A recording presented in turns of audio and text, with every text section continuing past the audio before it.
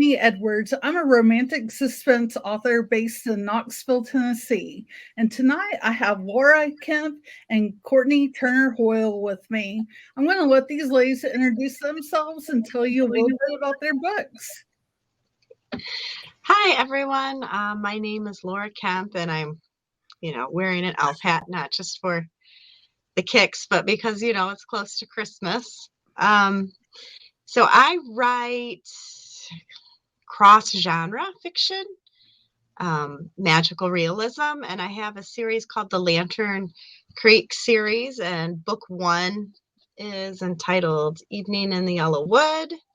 I just had new covers put on, so I'm kind of excited. And book two is Snow in Summer.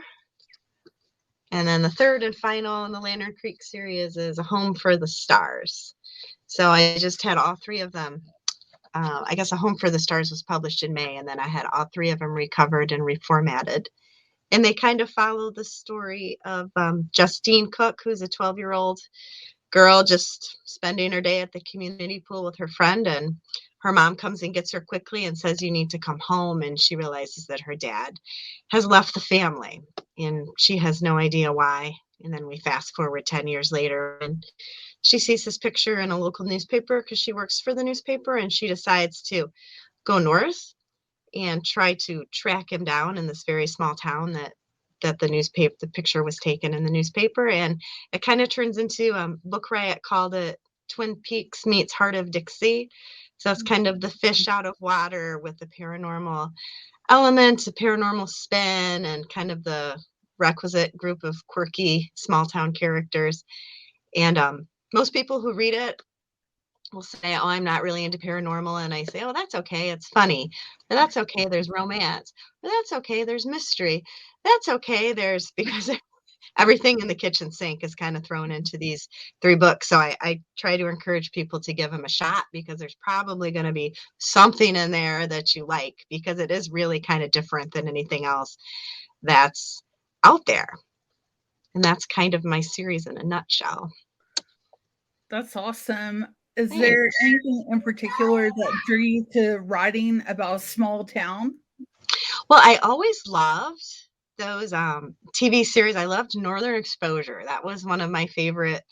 And I loved the quirky characters. I grew up in a small town, and I like I don't know if I could even write about city life, because I visit and then I come home. So, which I like, but yeah, I just like the nuances that go into a small town. And I think it adds that spooky element too, because then you go outside town and you get lost in the woods. And Michigan can be pretty spooky with its hundreds of miles of coastline, and it's foggy, and there's lighthouses and tons of shipwrecks and ghost ships. And so Michigan can be kind of a spooky state, especially the farther north you get, because we have a lot of state forests where nobody is back there. So the setting really, really lent itself to the paranormal spookiness of the series, but that really wouldn't have worked in the city. So that's probably why I stuck with small town. Did you have a favorite character that you enjoyed writing?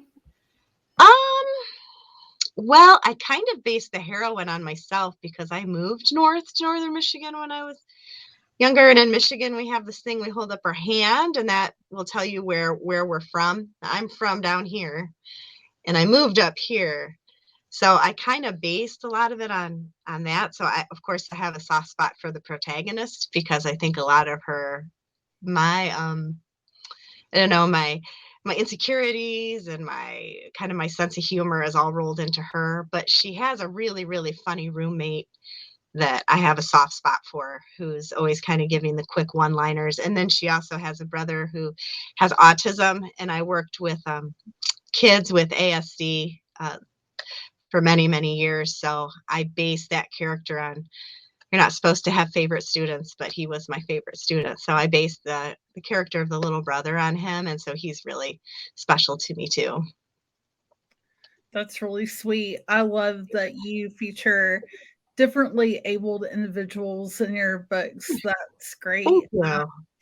I have hearing impaired characters in several of my books, because I have deaf family members. So it's really important way to share normalcy through our differences. So I think it's really important anytime an author can do that and use your book as a platform to help provide that normalcy to everyone else. Oh, thank you. Yeah, I hope it sort of normalizes the my student. He was nonverbal, but he had a lot going on, where we could communicate through like I would make an alphabet board and we would talk, and I would read him books, and he would, take quizzes and tests for me. So there's tons of stuff going on, even though he couldn't talk. So I hope that that comes through in my book, that there's a lot going on just below the surface, just because they don't, maybe look or act like you would expect. Doesn't mean there's not, a lot going on. For sure. So for the paranormal elements, I write paranormal. Courtney writes some paranormal too. I'm sure both of you get asked this question. Have you experienced something yourself? Oh, have I? Oh, yes, Yeah. goodness. I think I've grown. I always say I kind of live with one foot in this world and one foot in the next or the other world, because I've always had strange. I lived in a haunted house for goodness, when I was married and then divorced, and then my husband left the house. Just me and the girls were living there on our own, a very old farmhouse, 1850s. And it really, I always kind of thought there was something there, but then I think when the emotions were like high during the divorce, it kind of kicked it up into another gear. And I would hear our piano playing at night, and I thought it was my cat. My cat's jumping on the key, but Yeah. it was actually like chords, like actual. And I know my cat can't actually play the piano and play chords, so I figured it was something else. And my daughter actually one time was upstairs, and she very, very young, 2 or 3, and she was laying in her bedroom, and she could see across the hall into another bedroom, and she saw a little boy laying on the bed, like, straight out. Yeah, and Wow. she was so scared she didn't move. I think she said she called for me, but I couldn't hear it, and then she came downstairs, and I think it was a day or 2 before she told me. But we call him Statue Boy because she said it's spooky. He said he was like, had a face kinda white like a statue, and his hair was wet. It looked like it'd been combed back with something, and he was just laying on her brother's bed.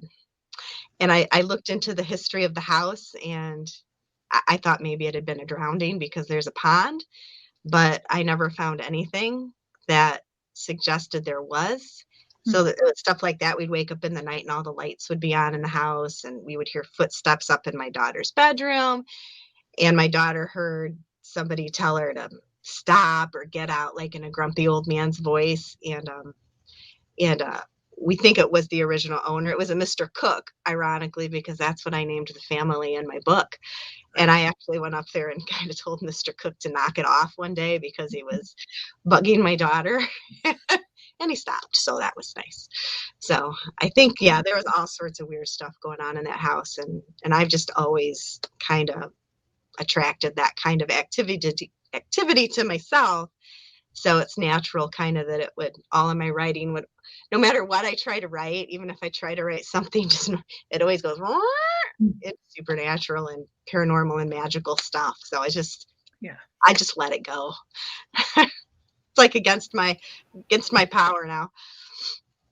I totally get it. I have a similar situation. Yeah. Courtney. That's how I ended up becoming a multi-genre writer. Uh-huh. So, what do you enjoy the most about connecting with readers? Well, I like doing the in-person stuff. I know it's been kind of hard to do that with COVID, but we've just been getting back into it, and I really enjoy the things that kind of catch me by surprise. I always have this little holiday bazaar that I do every year, and it's at the Methodist Church in a neighboring town, and I always do so well there. I don't know why.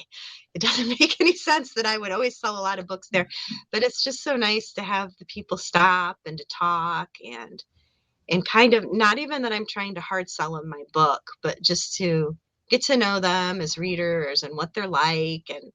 And sometimes we end up chatting and they walk away and don't even buy a book. But I thought, well, you know what? At least they know that somebody's interested in them and that they care. And yeah, I try to look at it that way. I really, really enjoy that one-on-one, face-to-face, just talking to readers, even as they walk by when they're shopping for other stuff. So that's really my very favorite stuff to do. I love the festivals and being able to talk to people as well. So I really value that you said that. That's wonderful. Oh, thank you. Yeah, and I feel like that there's a face with a name and it's not impersonal. And I go to a farmer's market throughout the summer too, and I sometimes have repeat people coming back, and you just never know where that one connection can lead, even if they don't end up buying a book. You never know where it's going to lead, and I always try to be really open to wherever those connections lead and try to be very organic about how I sell my books. I try not to be the hardcore, here, buy my book. It's kind of off-putting. So Yeah, I totally agree. So you have a huge online presence too, though. Would you like to talk about that? Sure. It's funny. I think it's grown kind of. I think it's been 3 years now, and I have a Facebook page called Kemp Camp, and I kind of theme it around being at camp. It goes along with the rural settings of my books, being in the woods around a campfire, northern Michigan stuff. So I kind of theme it around that.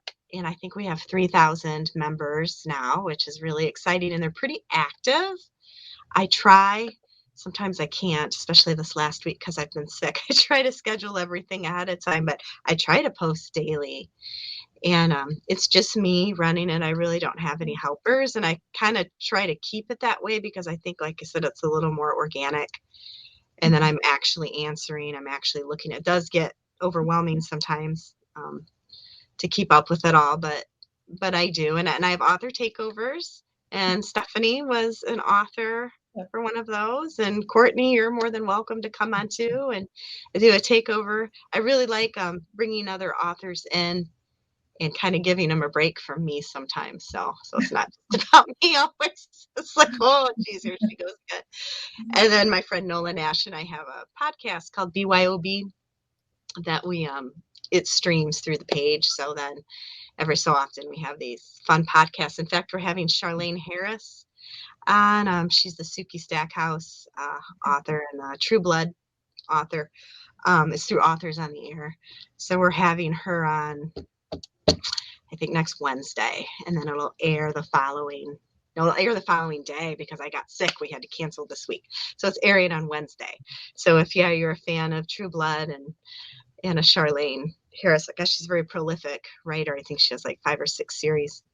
Check that out. And that'll be streaming through Kemp Camp. Yeah, we just have a lot of fun. I do like birthday giveaways. Those are really, really popular. Each month I put everybody's birthday on there, and then I do a Starbucks gift card drawing and do dream casting and traveling tours where I send my books out. It's kind of fun to different people all across the country, and then it goes from person to person to person, and we kind of track the progress, and then it's fun. Sometimes the books get sidetracked and lost, but then usually we find them, they pop up somewhere. But I just try to keep it really fun and lighthearted. So yeah, Kemp Camp, if anybody's interested in joining up. It's not just me. I mean, we kind of focus on obviously me, my writing and my books, but it's a lot of other stuff too besides just me. It's a whole lot of fun. I really like being on there. Thank you. Yeah, I do funny things every night so that you can get a chuckle before you go to bed. So, it's very positive. It's important to me to be really positive. No politics, no anything that's going to be controversial. And I remove it immediately. And I haven't had to do that very much, which is wonderful. I think people just know it's not going to fly here. So, yeah, totally positive all the time. Stephanie and I include recipes in our books and things. And I was curious, given that it's the holiday season, do you have any kind of recipes that you either put in your books or that you want to share because it's Christmas time? I am just not really a cook. It's my husband who does that. You know? I guess probably the thing that we have this tradition where we make cookies, and we're making them next week. So we just do the sugar cookies and the pretzels, and we dip them in the chocolate, and then we put the sprinkles on them. And that's not really very difficult, but that's probably the closest that I come to having a holiday recipe. I wish sometimes that I was more that way, but my husband loves to cook. And when I get in the kitchen, sometimes he just pushes me right out of the way. So I just let him. I'm more of the cleaner. I'm a cleaner, so he cooks and I clean it up. So sorry, I don't have any recipes to share. Whatever works for your family. So, is there anything that you'd like to share for any aspiring authors who are looking to find their people online or in person, or any kind of suggestions around making writing a daily or at least several times a week habit? It's really hard for me to write consistently. I go in spurts. Like I'll write, and then I just won't. I haven't written in a while. So I think trying to be disciplined, finding maybe a time of the day that works best for you. My time is the morning, but I work in a middle school. So I can't, I usually end up doing that in the summer. So if you can find a time of day that works really well for you, and then not really be too hard on yourself if you can't necessarily be consistent, because I think everybody's different. And I think I can really get down on myself if I don't consistently write, and I need to kind of let that go, and just kind of let it, because if I force it, sometimes it isn't very good. And sometimes I need to just have some rest and a repose after I've been really busy.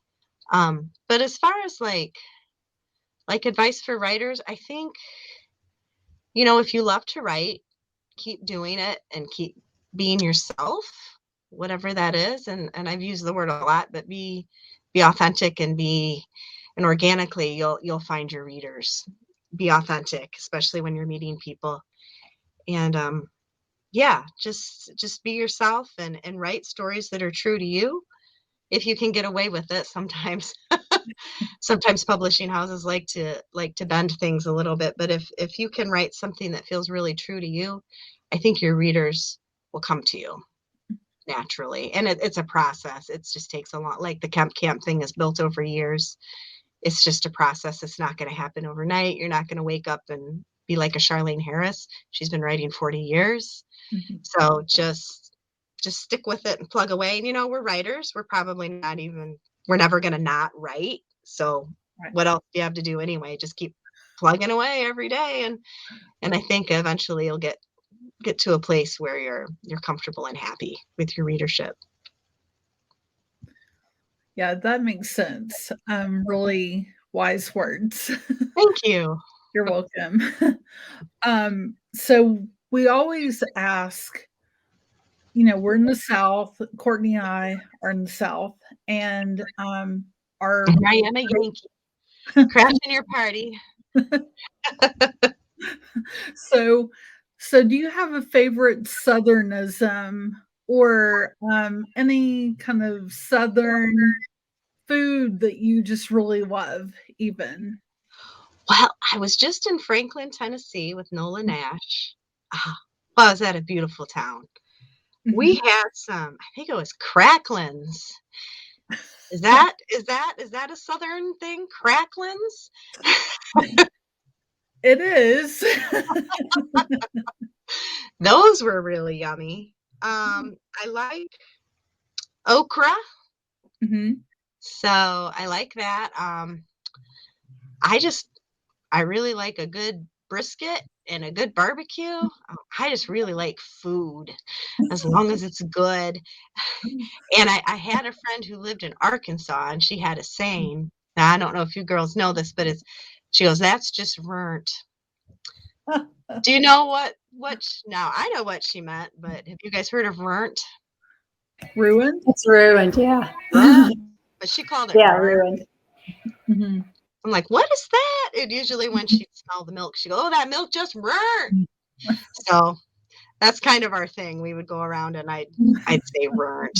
So that, I guess that's my favorite Southernism from my Arkansas friend. So I love that. thanks. Well, any parting words of wisdom from the great Laura Kemp? Well, I hope everybody has wonderful Christmas, happy holidays, whatever you're celebrating. I just hope that, yeah, you can maybe look up my books. They're on Amazon and on my website, laurakempbooks.com, and they make great gifts. And I'm always happy if you want to get in touch with me to sign one and send it to you. So, and I always love to hear from readers. So reach out on Kemp Camp or laurakempbooks.com, and I'd love to chat with you. And I'm so pleased to have been able to talk with you ladies tonight. I appreciate the opportunity. Thanks We so much. enjoyed it. Bye. Thanks. Thank you. Bye, ladies. Happy Bye-bye. holidays. Thank you. Happy holidays. Take care. Take care.